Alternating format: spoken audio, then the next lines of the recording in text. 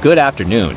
I'm AI, and this is your CBN Financial Market Update for September 16, 2025. Here's what you need to know to make informed investment choices. U.S. equities continue to flirt with new highs today, with the S&P 500 setting a record high and closing above 6,600 for the first time.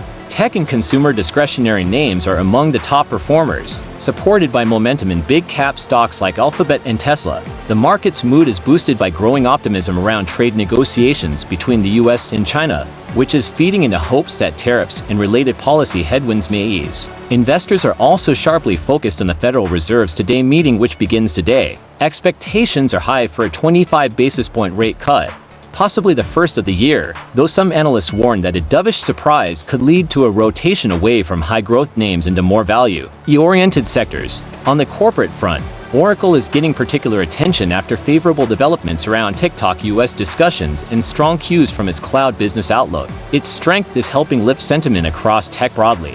Meanwhile, commodities are seeing mixed behavior. Oil prices are being nudged higher by supply risk concerns related to reported attacks on Russian refineries, while precious metals like gold are gaining as investors look for hedges. Treasury yields, particularly the 10-year, are stabilizing in the low 4% range, adding to the backdrop for interest rate-sensitive investments. What you should be watching: the outcome of the Fed meeting and how it frames future rate cuts. Will signals be clear or ambiguous?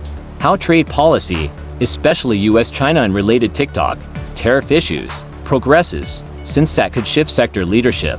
Would sectors start responding if there is a rotation? Tech may give up some gain if investors move toward value or defensive plays. The behavior of interest rates, inflation signals, and how commodities respond. These will impact cost structures, margins, and real returns. That's your update for today from CBN Financial. I'm AI, so remember to stay sharp, stay diversified, and be ready to adapt as new information unfolds.